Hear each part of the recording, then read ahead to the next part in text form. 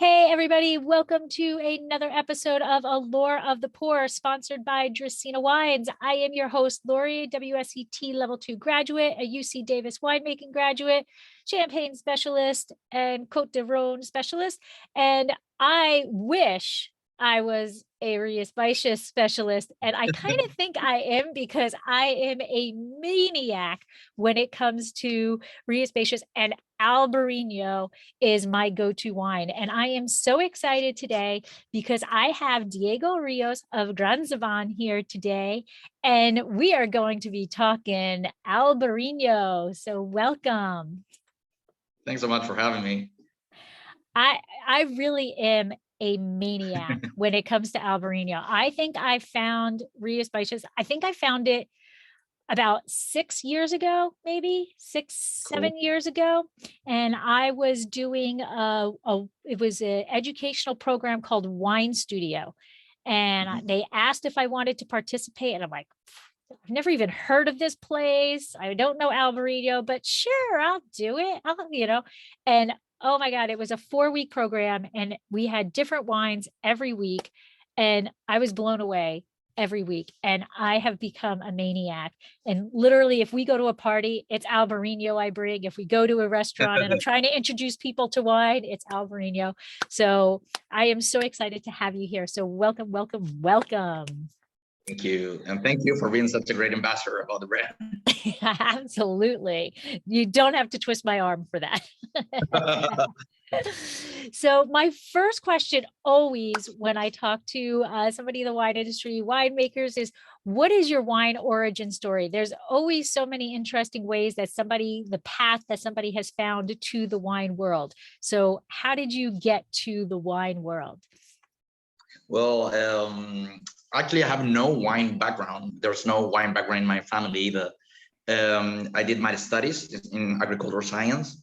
And in the very last year of my studies, I decided to go in a more like a fruit production direction, or maybe table grape productions or citrus production or something like that. And then I found out that actually the concentration in winemaking and enology was not very far away from the thing that I wanted to do. So I decided to take the courses, and that's why I got trapped. And I mean forever, I guess. As well, I have been working in wine maybe for the last 11, 12 years since I jumped into studies and internships and everything. So now I'm pretty much into it and made a career out of it. A short one, of course. Like you can never stop learning about this, and I probably will be dying knowing nothing about wine. But that's what it is. But yeah, so been dedicated to wine and made a career in Europe for the last 9 years, I guess. So very fresh out of the university, I came to Europe and start more taking a concentration into white wine production. And I'm sorry, were you born in Rios Baixas, or is that your home area? No, I'm originally from Chile, South America. So probably that will be just my wine background, that I came from a wine country, from the New World. But I made, well, as I told you, very, very fresh after my university years, I came to Europe and I landed in Germany, where I worked in the Mosel River for almost 7 years, 7 beautiful years where I learned a lot. I traveled a lot and I met so many interesting people about wine. I worked in a small family winery in the Mosel River called Heimat Löwenstein. So I was lucky enough to be able to be responsible for those beautiful vineyards and terraces, and very dramatic terraces and landscape along the lowest part of the Mosel River.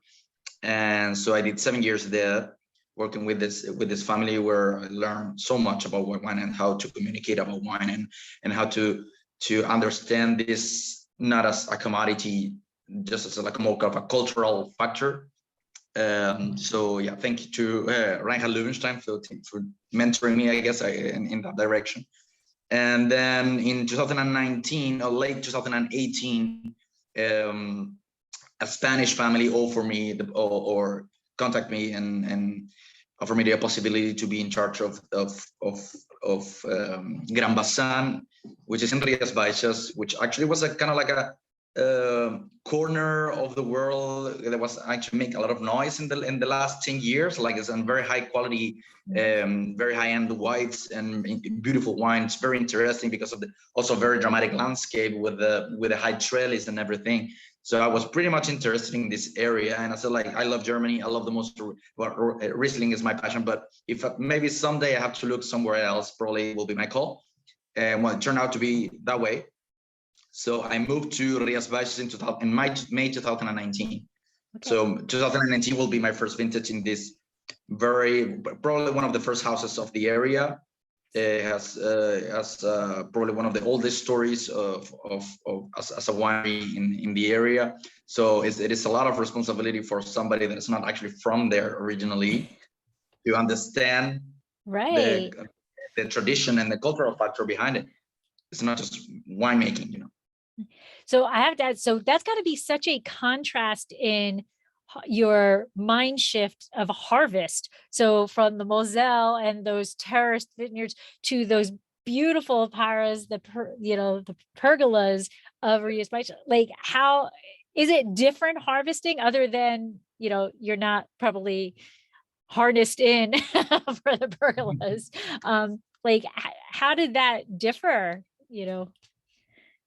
It's actually in terms of organization and talking with people and teaching how what it needs to be picked, what needs to be sorted out, and everything is pretty similar, I guess. Right. You have to be very on top of the picking. So so let's say in Germany, we were very concentrated about the quality of the material that goes into the winery. Also, of course, in Rios Baixas, let's say that the logistics of it in Rios Baixas, even though the wind with their arms up could be very, very tiring. Yeah. The logistics is a little bit easier because you're not dealing with, like a near-death experience all the time, as you do have in the Mosel. They're both way different, I guess, in a way, because it's actually also culturally speaking, the people are from different origins, so they have nothing to do with each other. Here's more of a Latin factor, so more of an actually having a lot of fun and doing the picking. And maybe not being as disciplined as in Germany, so it's actually both of them has a lot of pros and things are very, very unique. But let's say like the more of in terms of the people more than actually the action of cutting the grapes, because we're concerned about the same stuff. We're actually in both of the places are kind of like botrytis hotspots of the world, so actually you have to be very on top in order to sort out everything that needs to be sorted out. So in terms of the action, it will be actually pretty similar. I think about when I see the paras, those pergolas, I have a reconstructed shoulder, and I think there's no way I can, my left arm goes much higher than my right arm. I would have to be on a step stool or whatever to try to get to them. But they do because the trellis go up to 2 meters. Oh, let's say the average shive of I mean you will totally be fine with it. I'm sure. So there's many people that actually walk with a little stool in order to manage to get the grapes. Yeah, I'm just thinking my arms over my head, their shoulders must be so strong, where, for us in our area, everybody's backs are sore because everybody's bent over, harvesting. So it actually always intrigues me how different regions have adapted to. Now we know that the pergolas are because of the environment that they're grown in. You had mentioned the botrytis. Right, you need the mist that comes in is beneficial, but it can also be detrimental. So that's where these pergolas have come from. But it's always intriguing to me how these adaptations to all with the same singular goal to make the best quality fruit. Exactly, that's the thing. That's the final goal, definitely. So before we get too involved, can you just explain sort of to my listeners where Rios Baixas is? Like, how does somebody visit there? How can they get to you? I guess probably the easiest way to get there, it will be, because there's more flight connections because of the Camino de Santiago, it will be Santiago de Compostela, which is the capital of the let's say of the state we are. Our state is Galicia. Galicia is in northwest Spain, right above Portugal. And probably the most well-known city or the most visited city around the area, it will be Santiago de Compostela, because of the church and the cathedral and all the pilgrims that actually people that do all these long walks for many days that ended up in Santiago de Compostela. So it's a very visited corner. And so and you will be right in the heart of the Rios, right? So not farther than maybe 30 minutes from there. Oh, okay. By car. Yeah, by car or by train, of course. So if you look at the map in this corner of the of Spain, you're going to see that there's a lot of kind of like zigzag or like masses of water going inland, and that's what we call a ria. Yes. And Rias Baixas will mean if you translate from the Galician language, it will be that the lower rias, or the lower masses of water going inland. There's actually 4 of them. And that's how actually all the denomination is displayed. So within Galicia, we have 5 different appellations. Okay.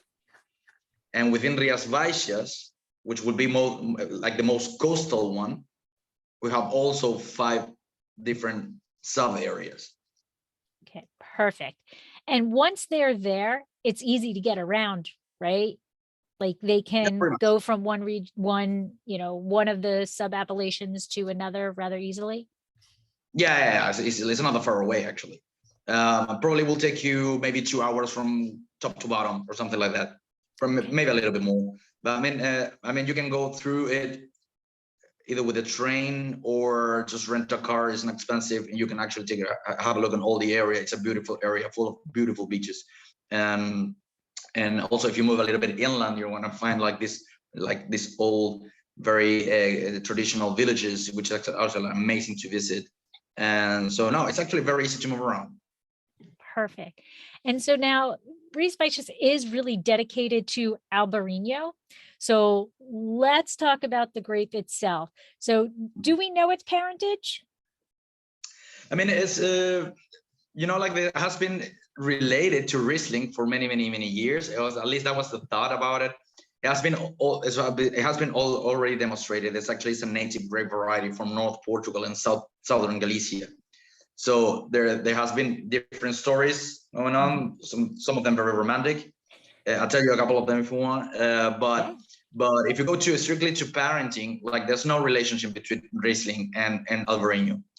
If you go to wine, you might find, or you might not find, some similarities in the young wines, but very rarely. I mean, like there's some. I want to say like, okay, this takes me maybe to Germany for more of a Rheinhessen, Rheingau area more than the Mosel. I would say that has nothing to do with the Mosel. That could you maybe put in the situation where you can understand there's a relationship between those 2 grape varieties, but there actually has been proven that it's not. So in parenting, it's just another, maybe it says it is a relative from another local white variety that's called Caño Blanco.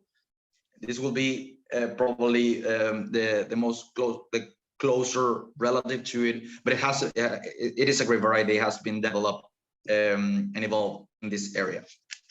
I want to hear one of those romantic stories. What's one of those romantic stories of how Albarino got to Rios Baixas? Well, they used to believe that it was a grape variety that the monks in the 12th century brought from Central Europe to here. But it has already been proven now that the grape variety is from there. But the know-how, though, like these monks moved from the Burgundy area to Pontevedra, so a city nearby, and actually probably the know-how was brought with them, how to cultivate the grapes, how to cultivate this local grape. There are some other theories that said that actually the grape variety was brought here from the 5th century, as a way before with some of these Germanic originally cultures and tribes or something. And as they were all the way pilgriming towards this area, they brought the grape variety with them. But as I said before, it has been proven already that it's a grape variety native from here. Then it has been cultivated here in the area for over 1,000 years. So yeah, it's from Galicia. Nothing to say about it. So talking about Galicia, it is actually like when you look at pictures of it, because I've unfortunately never been there, but when you look at pictures of it, it is very reminiscent of Ireland. It Very is actually. so Yeah. green. It's got it's so it like I'm guessing that's just because of the Rios that are coming in. It provides that environment that makes it so green. Yeah. Yeah, exactly. I mean, it's an oceanic, it's an Atlantic weather, and also you have all this a very long coast, and so no, so it gives you kind of like this cliff, like Oh, like the like you Cliffs have of in Moher. yeah, exactly. So you have kind of like that feeling, and moreover, also the culture comes from the Celts. So actually, people from Galicia have nothing to do culturally, or the roots are not the same as the rest of Spain. So it's a very particular area. And when you see some locals playing music, you're gonna see the bagpipes, and you're gonna see the like the how do you call it, tambourine, and so they're way more related to that part of the world than the rest of Spain. And and it's rainy. So that's how you have all this green color and those extend green surface as you have in Ireland. So yeah, it reminds you a lot of like Ireland. It really is. One day I'm going to make it there. I'm going to make it there. But it is so beautiful. Every time I just look at it, I'm like, yeah, that's on my bucket list. That's high up there. That is high up there on my bucket list. Um, so let's talk about one of the reasons why I love Albarino is that salinity that just is there with it. So can you talk about what are if somebody has never had Albarino before, what can they expect in an Albarino? Well, you definitely will expect a very refined, elegant wine with very, it could be very aromatic in its young period, very flowery, very fruity, very expressive.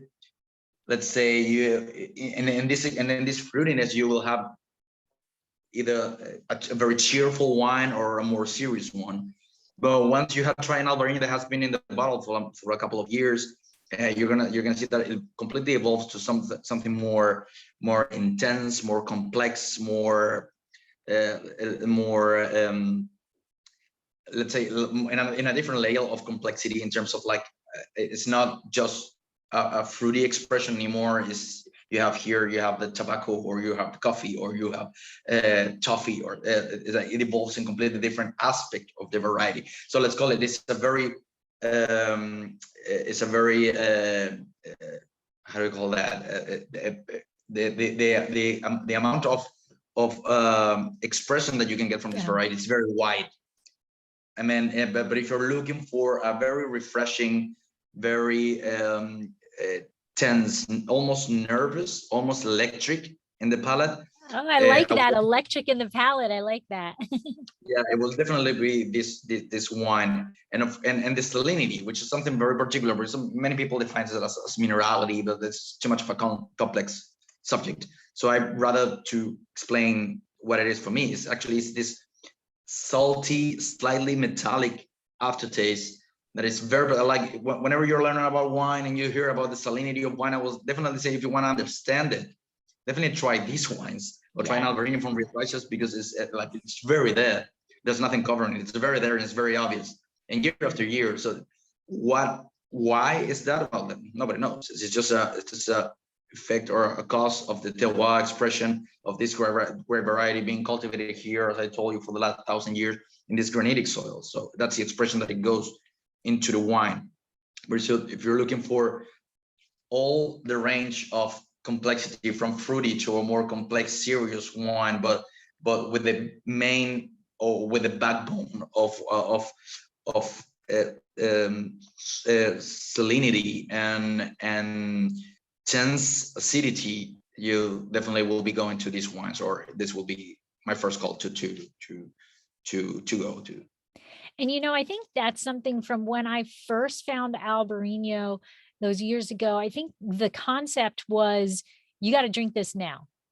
Albarino back then was, nah, it's a drink now wine. You know, you buy it, you want to drink it within, you know, kind of like the rosé trend, right? You buy it and you drink it. It's not overthing. Yeah. And over these years, that's changed. There are Albarinos that you now want to lay down and they can age before you drink it. You don't need to consume it in that vintage that it gets released anymore. And it's nice to see that evolution. It's nice to see how over the years, one, people are recognizing Albarino, and two, how they're understanding that, and I don't mean this as a negative, but like back then, it wasn't thought of as like, ooh, this high quality wine that you're going to cherish. It was, this is a good wine to drink right now. And now people are understanding that it is a complex wine. And as you said, it does evolve in the bottle. And if you can have the patience, which is tough, if you can have the patience, you're going to be rewarded with this nice evolved aged Albarino. And it, you know, it's something that's nice to see is coming around. Yeah, definitely. I totally agree with what you say. I wouldn't say that all the wines being produced in the denomination are done or are thought to be aged in the bottle. Not all of them. I mean, like, of course, like the conception of it from society has changed a little bit, and it is changing, it is evolving.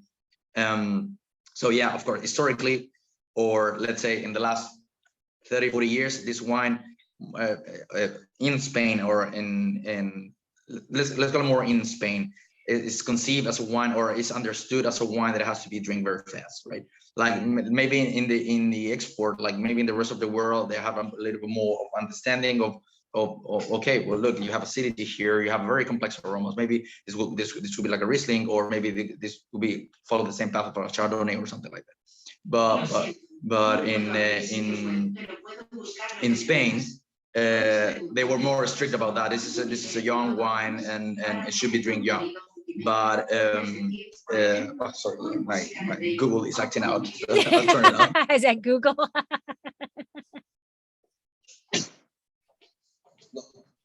Sorry about that. They're always listening. And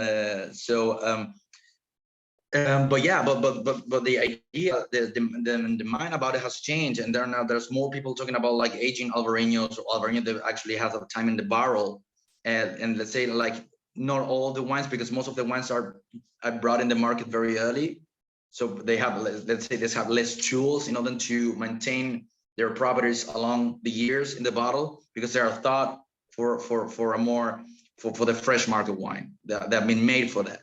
So I wouldn't call that all of the wines of the appellation are going to age beautifully, but if you go to the wines that are a little bit more elaborated, wines that have been in the barrel, or wines that have been produced in these big vats, and or that has been in stainless steel for 2, 3, or 4, or even more years on the full lease, or on the fine lease, or they have worked the lease. Of course, there are wines that they're on a different level of complexity and in a different league, and of course they're going to age perfectly, because you have all the factor or the thing that you need in this equation to obtain a wood wine that's going to be amazing in 7 years or in 10 years. So I don't know if this can be answered or not, but like, why do you think Albarino is just like Rios Baixas is just the perfect place for Albarino? There's you know, we have a lot of New World, you know, or United States now are making Albarino because people have become aware of it, and and even for us, where we have, you know, California has that coastal influence, you know, the Albarinos, they're not the same. They're not that same, you know, textural feeling. They some of them have some salinity, but it's different. So why do you think Albarino is perfect for Rios Baixas, that gives you that uniqueness of this grape? Well, I guess probably one of the biggest factors is like actually it is a great variety that has evolved in this corner of the world, and moreover, of course, yeah, I have tried some New World Albarinos, like from Chile or from the United States, and of course there is a different level of radiation in those areas. Here in the Rios Baixas, it's not just the coastal influence, because it's very important in order to maintain the cold temperatures during the summer. It is a combination of that, and also it's very cloudy. So in order to maintain this acidity, to maintain the tension in the palate, you need a corner of the world that is actually not very sunny, so the grapes don't burn out all the acid, all their natural acids. So in this area on Rios Baixas, actually we need to start. But still, even in 21st century and with the whole global warming thing going on, which is real, very real, and also in Rios Baixas, but we're still struggling. Actually, the last two vintages, for example, the last three vintages, 19, 20, and 21, actually too high. I said like too much acidity, almost. Like Okay. high malic acid, and so actually we still don't know. We still don't know what is going to happen in the future, because like, you know, if you read like, you know, global warming from the book, you probably will be thinking, okay, higher alcohol and lower acidity. You know, we can apply to certain parts of the world, but in Rios Baixas actually has maintained in either, actually in 21 we have higher acidity than in 20, and in 20 higher acidity than in 19. Wow. So actually what is going to happen, we don't know. But what I can assure you is actually in this pod, or whether our grapes are being produced, it's still being kind of like in a bubble, a little bit of isolated of what is happening in the rest of the world, or what is happening actually in Galicia inland. Wow. You know, and another big important factor is the granitic soils. What we have here is granitic sandy soils, which are very, like, as the amount of rain here is insane. They are very decomposed, and you have different levels of oxidation that gives you kind of like a different map of the area. So we have granitic soils in mostly all the area where the grapes are being produced, but there's only in Galicia there's more than 28 different kind of granitic soil, granitic rock. So that's going to give you some like these different aspects of the variety. But this is something that I have not studied not that long. So like I'm kind of like getting into it. But I will say that it's the confluence of this factor, which is actually the definition of terroirs. You have the soil, you have the mesoclimate conditions, and probably at least but not last but not least, it will be like the cultural factor of it, like the know-how of the people, how they still maintain the classic trellis, high trellis, even though of course like the more industrial aspect of the viticulture here, of course, it's changing to more traditional, or like more contemporary ways of producing the grapes. But there's some of us will stick to the parra and pergola, and of course that brings that extra, or like that third factor into this equation, which makes this part of the world the best vineyards to produce Albarino. I think Albarino could, if it could click its heels and say there's no place like home, and just stay in just stay in Rios Baixas. So the DO actually, when it first started, it was actually originally called Albarino, right? And then the EU came in and said, we don't like that.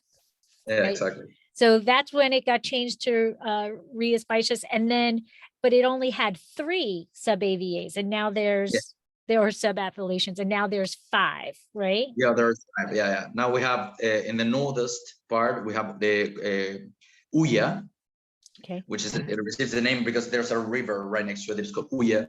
Then we have the Salnés Valley, where we are located. Then we're moving south, and then we have Sotomayor, which is a very small one along the Ria de Vigo. So the fourth Ria of the 4 Rias Baixas. And then we have El Rosal, which will be actually the part that is that's actually on the border with Portugal. Okay. And Condado de Tea, which would be like a little bit more inland. Okay. And like let's say Salnés will be the Salnés will be probably the one that has like the biggest territory along the coast. It's also the biggest of all 5. It would have the biggest territory along the coast, and doesn't have much of an inland influence. Okay. Is it, so it's the biggest region? Is it the largest under vine also? Does it have the most plantings? Yeah, definitely. Yeah. Definitely the most. I mean, Rios Baixas, again, if I don't make any mistake, I think it will be more than 2,000 and something hectares, and we have 4,000, a little bit more than 4,000 hectares in the whole appellation. So it will definitely be the biggest. Okay, cool.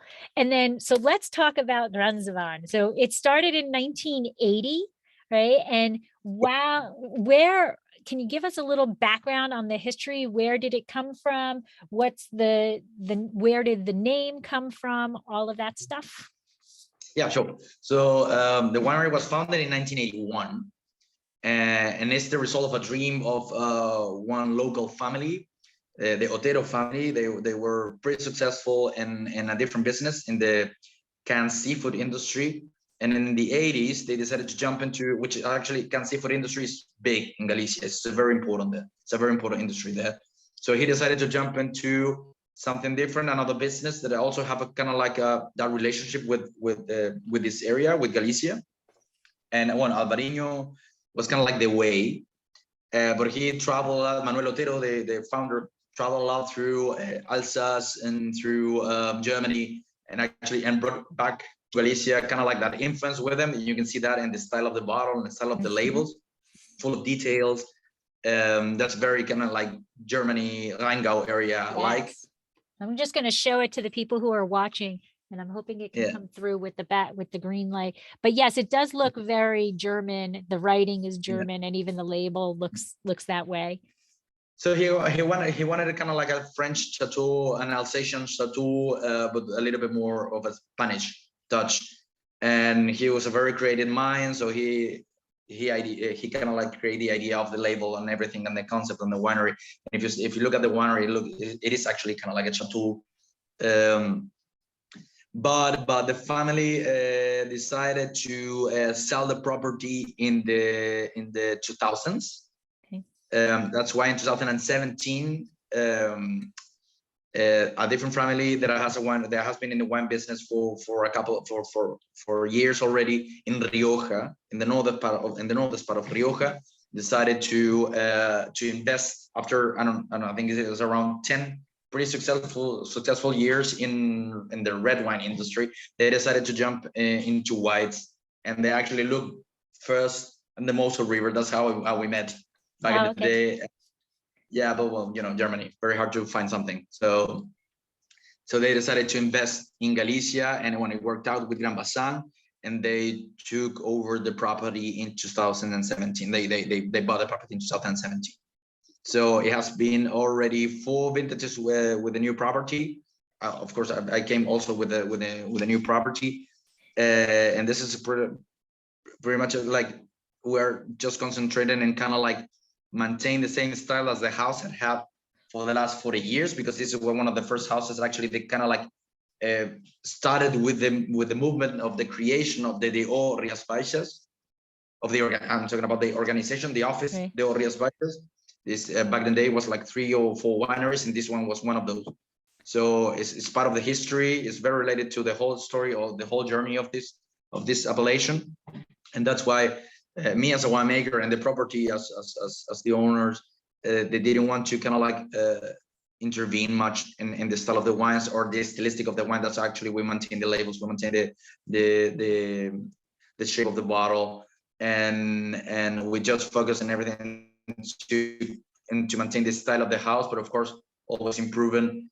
Always there's space for improvement in terms of quality, in terms of the idea of the concept that I visualize in my head that I want to go with these wines. And also they're very open to the creation of new wines or the new ideas, very eager to, as they have done in the other winery in Rioja, and to invest in sustainability, and to work with different universities and to develop research, as the owner is actually an ex college university professor in biochemistry. So biochemistry, perfect for wine. very pro science. So actually that's what I have been done, or what we have been done in the last 4 years of story of this very short part of the story of Granzaban. So let's look at this. This is the green label. Okay, yes. So it is Etiqueta Verde, so green label. Can you tell it? This is kind of like Granzaban's entry into Albarino. Welcome to Albarino. Exactly. So can you tell us a bit about this one?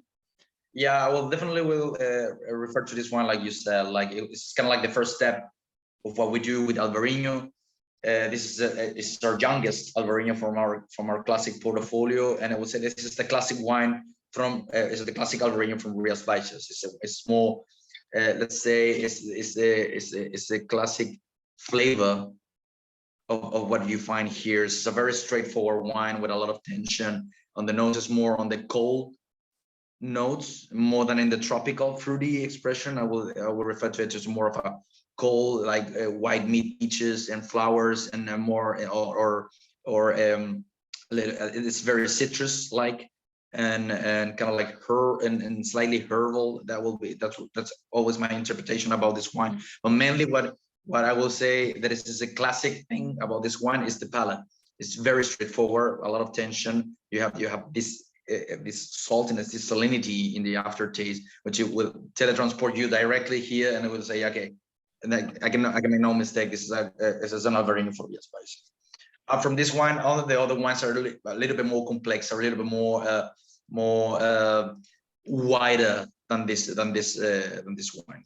And the green label sees no oak, right? That's just all stainless. The green label is just stainless steel. So I didn't mention this before, but the way to work in Rios Baixas, how we produce the grapes, our state owns around 20 hectares, but we work with another 90 families, and each family own probably maybe an average it will be 600 square meters, 600 square meters till maybe 1 hectare average. So it's what we call small scale agriculture. Right. And that's actually, it's a very particular way to produce grapes, and it's spread all over the Rio.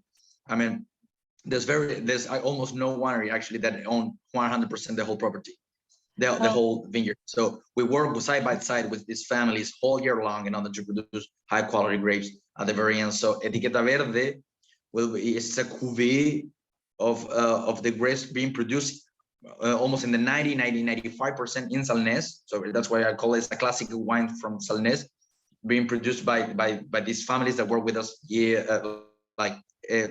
We're lucky enough, we have contract with the same families almost 30 years. So we know each other very well, and we advise them. Actually, it's a lot of work, but also very rewarding, I guess. So yeah, Etiqueta Verde will be a cuvée from the grapes being produced by these families, and in 95 of them actually are located in Salnés. Wow. And then I think your next level up would be the amber bottle. Exactly. Etiqueta Amber. Etiqueta Amber, which it's probably the most well-known wine of the winery. It's a wine that's very well positioned in the market, and it's a wine that has been that stays longer in our cellar. It's a wine that we release later, and we release it in the midsummer or maybe at the end of the summer. It depends on the year. So it's a wine that has been on the lease for around 8 months. It's also just stainless steel. But let's say for me, the granitic soil, the wines from granitic soil, they have a very strong entrance, and then kind of like tied up. And so what we do with this wine is that we do like a constant batonnage in the very first months after fermentation, in order kind of like to cheat on the granitic profile and give it a little bit more of broadness, a little bit more of palate. So if you go to the Etiqueta Verde, it will be a very straightforward wine, a classic stainless steel wine, very aromatic, very expressive. And then you go to Amber, which will be more on the muscle, meaty. It can go perfect with dishes that are a little bit more elaborated. And so here we have around 8 till 10 months on the full lease, and with a lot of action during the first maybe 3 or 4 months. After that, I don't touch it anymore. I just leave it there and to evolve. So you have a more of a complex, wider, more opulent version of our classical Albarino from Salnés. Which vintage do you have there? Which vintage? This is the 2020. Okay. So yeah, wow, pulling it up to your nose is, I don't know if you saw my face as soon as I put it up. It was like, they talk about low aromatics, medium aromatics, pronounced aromatics. This is like off the chart aromatics. It is so like, it wasn't even close to my nose, and I could get that aromatics. The that salinity, or the minerality that you're talking about, and then a peach, a white flower. It's and almost there's a very little hint of a toastiness, like bread that is on the lowest the lowest number of on the toaster, where it's just that caramelized, caramelization of it. And it I didn't taste the green the green label today, but the palate, this one seems a little bit fuller bodied than what I remember the green one and the leaves, I'm guessing. Yeah, actually, well, the etiqueta verde or green label is the perfect one to go solo. And I mean, if you're like in a summer afternoon and just drink the wine, and you're really gonna enjoy it as solo, or maybe with a top up, but it will be a very light top up, very like raw material, just put in your table. Like if you go with a fish, it will be just a fish like side and a little bit of olive oil, and that's pretty much it. And it's gonna go perfect with this wine. But this wine has a way more let's say greasiness or like a velvety feeling. That's what we try to do with the Batonnage, and it shows a completely different aspect of it. Of course, it's a different selection of grapes. The grapes that goes into this wine come mainly from our Tremoedo estate, which is the vineyards that we have right next to the winery, and the lowest part of the vineyard that we have right next to the winery, because in the higher part we produce the other two wines. So it's a different selection of grapes that normally they communicate this expression, this more over the top, but at the same time very elegant aspect of an Albarino. It is elegant is an excellent word for it, because it really is, and it is complex. Oh my gosh. And there is that viscosity, and that it's a fuller bodied than the green, and but I can't, it's still, the finish is still going. I'm salivating. The finish is still going, and I haven't taken a sip in a couple of minutes. It is, I think that it can be good on its own, but this is wonderful to have with a food pairing also. Definitely. Yeah. Wow. I'm going to save that glass and drink more of that. And it's only 10 a.m. here. It's only 10:30, but that's okay. I'm drinking under your time zone today. And then the next up is a blue label, and it is Don Alvaro De Bazan. So, and it is a completely different label. So the green, the verde, and the amber have an image of the chateau and the vineyards, and this has an image of a ship at sea. So I'll tell you everything about it. Like, that's the one that I have in the glass. Okay. Let's say this is the head of our portfolio, of our classic portfolio, and this is a wine that we don't do every year. It's a wine that we just do in those vintages, which we think is really outstanding. It comes from a very particular point of our state, which is right behind the winery. The winery is kind of like, it was built kind of like inside of a little hill, of a very like, it's kind of like a soft slope. And in the top part of the slope, of course, it's vineyards all around. And the top part of the slopes is where we produce these grapes for this wine, which is a very small production. We don't produce, when we're producing, we go from 6,000 bottles to 10,000 bottles. No, it's no more than that. Why here? Because, well, as I told you before, it rains a lot in this area. Like, I mean, like just average Galicia will be maybe twice Dublin, to put you like, or maybe twice Seattle, to put you like in an amount of rain. So it's very extremely raining. So we're talking about where our vineyards are located, it will be around 2,000 millimeters a year, which is crazy. Wow. That's a lot. Luckily, we have sandy granitic soil. So the water, the rain goes really fast into the, which has pros and cons. Of course, when it's hot and dry, there is extremely dry. But when it's not, which is actually probably the most often situation to find, when it's not dry, the water goes very fast towards the lowest part of the vineyard. And in this top of the hill, you're gonna see that, and it's really easy to appreciate. If you go in during the summer, you're gonna see that you look down, and Albarino is a very vigorous pond, so you're gonna see that everything's green, and everything's kind of is covered like a ceiling. But if you look up, you're gonna see like the same plants, because we're all planted in the same, even though they're different clones, but they were all planted in the early 80s. So you're gonna see that there are still been thick trunks, but they're not that leafy. I mean, they're not that vigorous. They're more contained because they don't have that water resource that the other ones have. So what you're gonna find here is a smaller cluster, small berries, probably one more touched by the sun, as the canopy is not that thick. So you don't have 3 layers of leaves. You just have kind of like holes in it. We do also a little bit of leaf flagging in this area in order to maintain the grapes out of botrytis the longest, so we can harvest a little bit later. But we have mainly what you have there is concentration. That's the best way to describe it. So we take the grapes from there, we produce this wine, and then we follow this wine for almost 2 years, because it has been 2 years in the lease before being bottled, and then a year in the bottle, and then a year in the bottle. Right. So this one is a vintage 2018. It's vintage 2018, and it's still been extremely fresh. It's of course, it's a different level of complexity in this wine. So you're not gonna find that peachy, pineapple-y aromas maybe that you can or flowery aromas that you find in a very young Albarino. You're gonna be concentrated more in the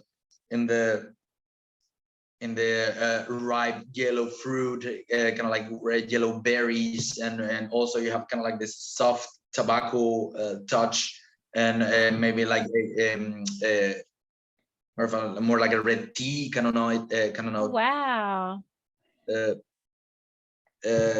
That's what this wine is telling to me right now. And it's a different vintage. 2019 was a warmer vintage than the one that you have. You had 2020 was a little bit colder, and 2020 a lot of acidity, a lot of tension. 2018 more broadness, more roundness, more of an opulent, big guy wines. So for this level of complexity, or for this one, that's what I love. 18. So it was a warmer year, and it kind of like it takes you out of the classic profile of Albarino, because they are big wines. I love them. So that's what we have here. Don Alvaro de Bazan. And about the picture. Yes. Yeah, Alvaro de Bazan is a sailor, believed as never been defeated, and believed as being related with the originally family that owned this whole area, that they named this whole area Alvaro de Bazan.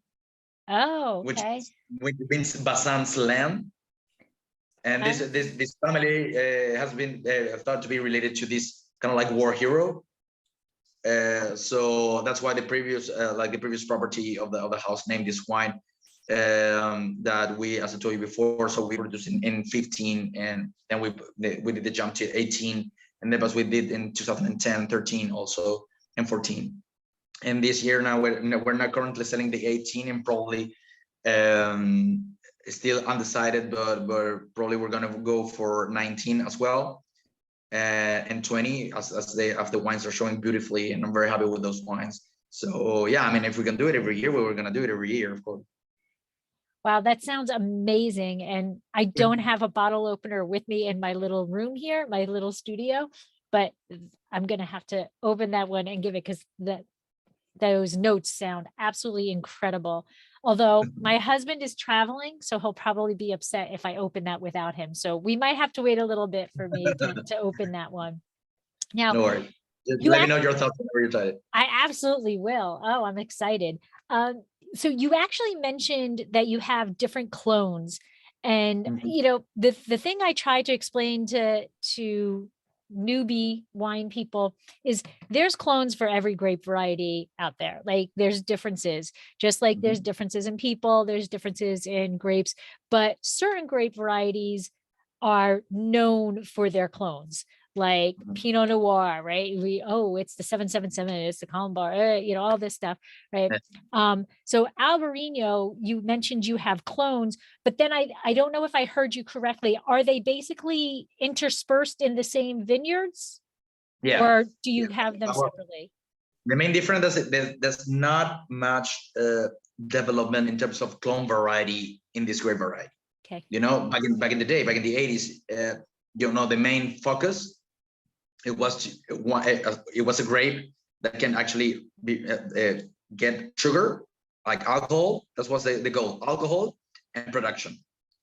Okay. So there wasn't, back in the 80s when this land was planted, there wasn't much done in terms of commercial clones. So they probably got like a couple of them commercial, maybe 3 of them, and the other one were more like a clonal, like a Masal selection. Okay. But the information is very diffuse about what was actually planted that time, because they didn't have that development in terms of clone. There wasn't that, like, and moreover, the information that you get, it could not necessarily be actually what is in the paper, not necessarily be what is actually in the vineyards. So as we know, there might be from 9 till 13 different clones, but commercial clones, and with name as it is, actually nowadays we still have very little. We still have very little. So probably, so my theory about it is actually probably there has been maybe 4 different clones. There were commercial clones back in the day when the vineyard was planted, and the rest named as clone was actually more of a muscle selection. Okay, cool. And then the vineyards, I know you said that you have an estate, you have estate vineyards, but then you also source. So do you know what your estate vineyard, at what altitude is that? And then, like, what's your lowest altitude Albarino and what's your highest altitude Albarino? Or is it really not that big of a variation? It's not that much of a difference. It's not that much of a difference. I mean, if we compare our Tremoedo state with the state where Vega Lobos has been produced, the ones that we're gonna talk about next, yeah, it might be a different one because the other ones is closer to the sea. It's closer to the sea, but it's not much of a difference. But you do have difference within the vineyards, and from the very top to the lowest point, it might be more than 20 meters or maybe 30 meters. Oh, okay. Difference. So it's not that big, but the difference that you have in the depth of the soil is what's the big deal for us, at least. What gives you that difference I told you before. In the lowest part, you have very little soil and a lot of water resources. And the lowest part, you have more to dig in. But it depends on where you are. If it's kind of like a mountain, and of course, in the top part, you're gonna see like the rock is going more up. But it's not in our case. In our case, it's a very soft slope. So there you have less water, but the roots can go a little bit deeper. So that's what you get the main difference. But we don't have much difference between height in our lowest or our top plots, because it's just more like a flat area with soft slopes. But that in its own right is kind of cool, because that, you know, everybody talks about how altitude affects the grapes or whatever. No, not very many people talk about what's going on under the soil and how that affects how the grapes grow. And it really does. I mean, as a biologist, you know, it really does make a big difference of if the roots are going shallow and horizontal versus if they've got to go down before they can go out. That makes a big difference in what the grapes themselves can produce. Yeah, of course, definitely. And it's very obvious to see. Like if you go during the summer, you're gonna understand perfectly what I mean with this differences in the vigorousness of the plant, which for me is probably the biggest factor in order to produce high quality grapes. What you have in the meso in the meso conditions in the canopy where the grapes are actually located, what is happening there. Yeah, absolutely. That's so cool. So you have the Vega Lobos vineyard, which is wolf site, right? Yeah. That's okay. And I'm kind of interested because it says that it is known to be or thought to be a mythical place. So what's the story behind that? I mean, it's mythical because you know, because the Iberic wolf or the wolf from Spain, or the local wolf, used to hang around in this area, which is not very common to see nowadays. Nowadays, it's heading like there's more wolves like now with the day as they expect and think. But it's called Cova de Lobos as it is a place where the wolves used to hang around in this area, and we call the wine Vega Lobos, which Vega would be like a flat, more of a lower territory or land, but actually can easily be flooded. And it's sort of what happened. It's right next to a river, So we do believe that it's actually this kind of like a certain vibe or energy in this area, as it's completely surrounded by water, by moving water. So while it's actually a very spiritual corner of a vineyard, so it used to hold, or used to be kind of like this refugee for such a rare, a mythical, or rare and particular animal as it is wolf, and it's surrounded by all this water mass. So cool. I love it. Now this bottle brings on a whole different, it's still the same Granzaban shape, but we have a completely different label, more of a French label, you know, like the chateau, Classic, yeah. and waxed here. So tell us about this wine and, you know, why it's so different than the others. And this is also a 2018. Exactly. Well, this wine started in 18 with a new property as kind of like an experiment. It was kind of our approach, and a very shy approach into fermenting with skins. Oh, okay. So the idea was to do, like, the idea wasn't to do an orange, a full all the way orange wine, and it wasn't kind of like a try which different profile can you obtain from this wine if you ferment it in contact with skins. And so what we did kind of like a cryo maceration, as we put kind of layers of grapes and layers of ice. How do you call that? Dry ice. Dry ice and layers of grapes and dry ice. So this kind of like freeze completely, and all the water in the grapes also it was completely frozen. So that kind of like producing a hyper extraction.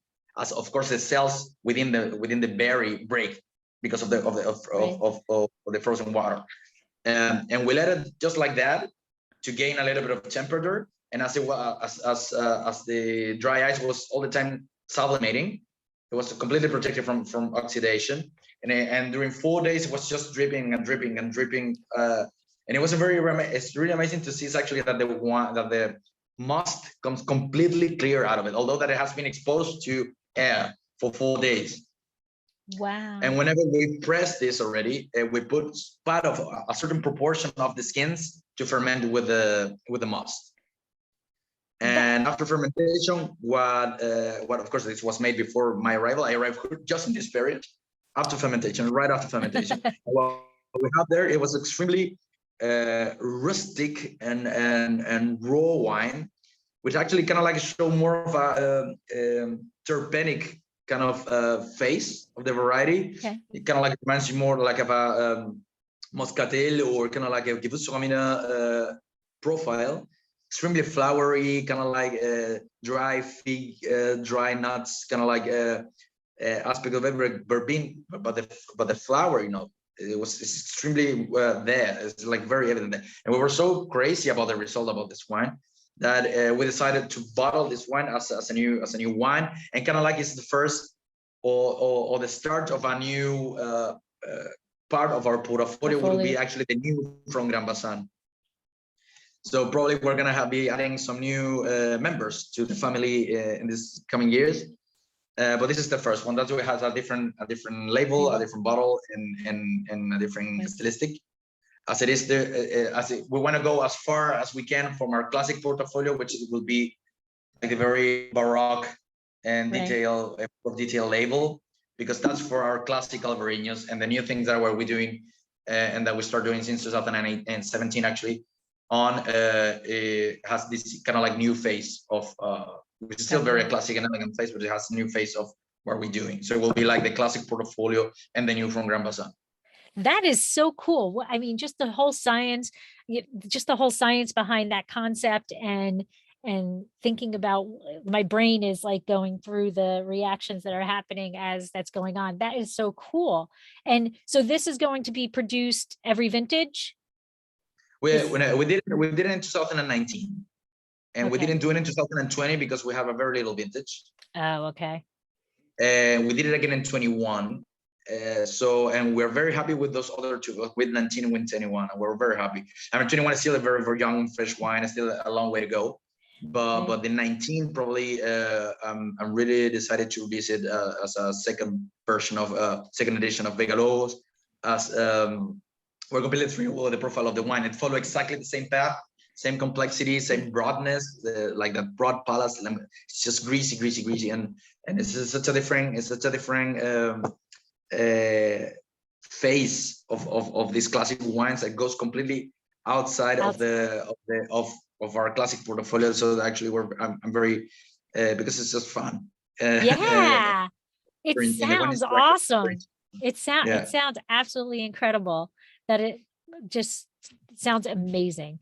And so with that and reaching outside and doing all these things, I mean, quite honestly, Granzaban has received some major recognition, right? So you recently got number 37 and 55 in the top 100 Spanish wines by James Suckling, right? And then the Verde, which honestly, I mean, to call it an entry level, I think is not doing it justice, because I get why Granzaban calls it their entry level, but for people who are listening and who haven't had it, this is not an easy, just there's a wine there. This is a quality wine. It's just priced at an entry level, and it's just an amazing wine, vintage after vintage, because I have had a lot of it. And this got a 93 points. So obviously not an entry, score. I mean, and then the Vega Lobos got 96 points, like holy cow. And then also you got the blue label, the Don Alvaro De Bazan, got 94 points. So that's incredible to have across your spectrum so many great scores. You guys must be jumping for joy, celebrating, and of course thinking, what do we do next to keep it going, right? Yeah, well, every vintage is a challenge. Moreover, into these wines are actually they're gonna be tasted and consumed very shortly or the year after the vintage. So every vintage is, for example, 2021 was extremely hard vintage. But yeah, of course, we're happy with the results, and we're happy that actually their wines are getting such recognitions. I completely agree with what you said with the term entry level. That's why I refer to it as the first step of what we do, or the first chapter of what we do with I like that Albarino. first chapter. What we do with Albarino, but also but maybe it's been put in that kind of like range as it is the first wine of the offer. Is a wine. This is a classic wine that compete with many other classic wine with a classic profile from the Salines Valley or from Rios Baixas. So that's what it fits into the profile. But actually, yeah, in the United States, we are very happy with how the wine has been received in the last, at least in the last vintages that we have released that under my team. So yeah, we're very happy.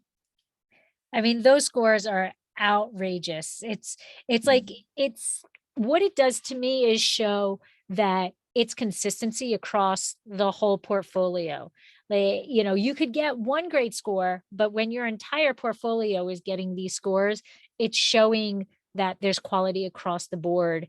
And it's okay, so I like the green label. Now, you know what, look at this. I'm going to go to that next step.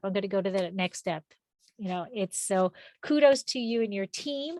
And I mean, those are incredible scores. And so where can people find Granzaban? Like, I know, I don't know if you can answer this or not, because you're the winemaker and it's two different paths, but where in stores can people find you? Do you know that in the United States, where they can find you? Our distributor in the United States is Urban and Golden State, and so whatever other distributors that are between the last customer and then there are actually there's a wide range of distribution along the states. All of them, of course, the names escape to my mind right now, but they're very easy to find. Like you just go to European webpage, and you can see all the companies in the United States that are actually related to to your bin. And then what about social media? Does the winemaker know where you are in social media? Yeah, of course. We have we're in all of them, and Twitter, Instagram, and if you're looking for at Bodegas Granzaban, Okay. you're gonna find us in Instagram, Facebook, LinkedIn, and Twitter. All right. Awesome.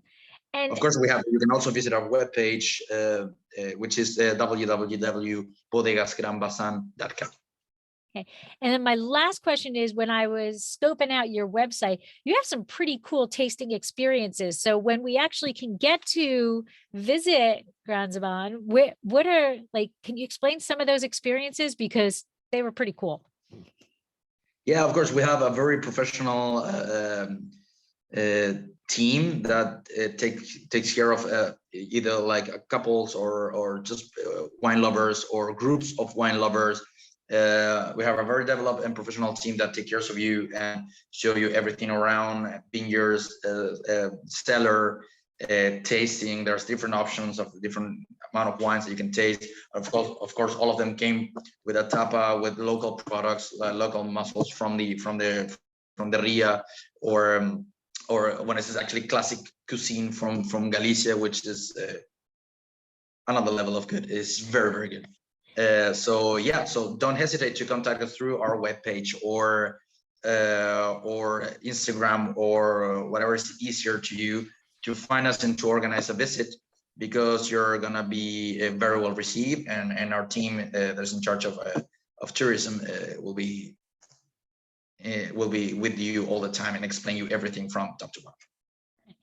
Well, I want to thank you, Diego, for coming on and sharing all of these wines with me. I saved a little bit in my glass to share with you, and it will actually may make that right. So I always say slancha, which is the Gaelic, right? So but these wines are incredible. I have been a fan of Granzaban for a long time. We did taste them years ago, and I am always happy when I see them. And the thing is that I always know that if I buy it, it's going to be a quality bottle. So I thank you for that. And I appreciate you spending your time with me. And I shall say slancha. Thank you. Thanks so much for having me. Absolutely. Thank you.